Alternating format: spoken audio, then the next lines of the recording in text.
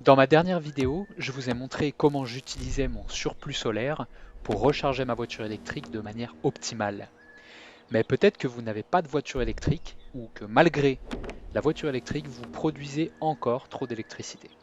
À la fin de cette vidéo, je vous avais promis de vous parler de la fameuse batterie virtuelle.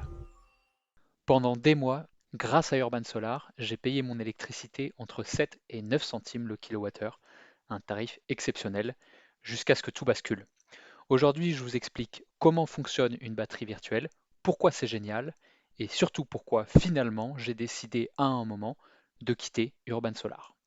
Mais avant de vous expliquer comment ça marche, je précise que je n'ai aucune action chez Urban Solar et aucun lien d'affiliation avec eux, c'est 100% transparent.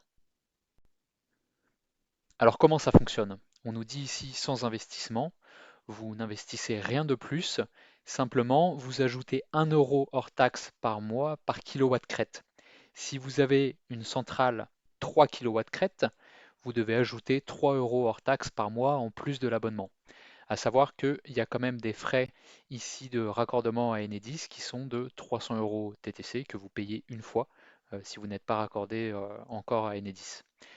Donc c'est une seule fois, après vous n'avez plus à payer ça. Donc le gros avantage de la batterie virtuelle, c'est que le stockage est illimité dans le temps. Donc il n'y a pas d'expiration sur les kilowattheures que vous exportez sur le réseau, vous pouvez les récupérer à tout moment. Et c'est aussi illimité au volume. Une batterie de stockage physique que vous pourriez avoir chez vous serait limitée par exemple à 10 kWh, 15 kWh. Ici, vous pouvez stocker littéralement des mégawattheures et les récupérer quand vous voulez. Ça veut dire que tout le surplus que vous avez l'été, vous pouvez le récupérer de votre batterie virtuelle en hiver, même s'il y a du mauvais temps pendant 3 mois. Et ça va vous permettre de vous chauffer si vous chauffez à l'électrique à un coût très intéressant. Seule condition pour que cette offre soit magique, il faut idéalement que sur l'année, vous injectiez autant ou plus d'électricité que vous n'en importiez depuis le réseau. Par exemple ici, chez moi, j'ai exporté en 2024 4,8 MWh et j'ai importé 2,6. 4,8 moins 2,6, ça fait que ma batterie virtuelle s'est chargée en 2024 de 2,2 MWh, 2200 kWh. À côté d'une batterie physique qu'on peut avoir à la maison qui fait 15 kWh, je peux vous dire que je peux passer l'hiver tranquillement. Si vous ne savez pas trop où vous en êtes côté import-export de l'énergie, vous pouvez toujours regarder sur votre Linky en faisant défiler ici avec le bouton plus jusqu'à index injection le total des kilowattheures que vous avez envoyés sur le réseau. Pour ma part, 8,5 MWh. Et vous comparez ça à vos factures d'électricité, vous faites la somme de tous les kilowattheures que vous avez importés depuis le réseau, vous faites la soustraction avec ça, et si vous êtes positif sur l'export d'énergie, eh bien cette offre est faite pour vous. Alors combien ça coûte? Pour récupérer de l'énergie depuis votre batterie virtuelle, vous devez quand même payer l'acheminement, mais c'est tout ce que vous allez devoir payer.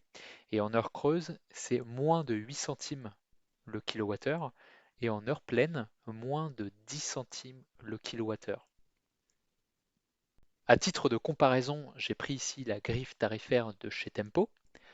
On voit que chez Tempo, les kilowattheures les moins chers sont ceux des heures creuses en bleu, 13 centimes 25, et on voit que c'est plus cher que les heures pleines du stockage virtuel de chez Urban Solar.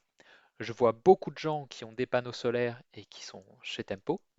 Franchement, regardez bien, si vous émettez plus d'énergie que vous n'en demandez au réseau, vous êtes dans la condition idéale pour payer le kilowattheure au maximum 9 centimes. Voilà, Tempo, à mon avis, c'est pas la meilleure offre. Et je ne parle même pas des jours rouges, hein. Il n'y a pas de choses comme ça sur la batterie virtuelle. Vous payez au plus cher, moins de 10 centimes, votre kilowattheure. Alors si cette offre est si géniale, pourquoi finalement j'ai quitté Urban Solar? Eh bien, c'est lié à un changement de vie professionnelle. Depuis novembre-décembre, j'ai eu besoin de recharger beaucoup plus la voiture électrique la nuit. Et donc, je suis venu siphonné ma batterie virtuelle. Les mégawattheures que j'avais pu stocker ont été transférés dans la voiture électrique et finalement je me suis retrouvé en déficit sur l'année sur mon import-export. J'ai exporté 3 mégas et j'ai importé 3,8. Alors qu'est-ce qui se passe quand la batterie virtuelle est vide? Eh bien en fait vous vous mettez à payer le tarif qui est indiqué ici, c'est-à-dire à peu près le tarif bleu d'EDF actuel. En conclusion, la batterie virtuelle d'Urban Solar reste une offre incroyable si vous avez une petite conso et une grosse toiture solaire. Mais pour les gros rouleurs ou les maisons très énergivores comme la mienne aujourd'hui, le modèle s'effondre. Il fallait que je trouve une autre solution avant de faire exploser ma facture.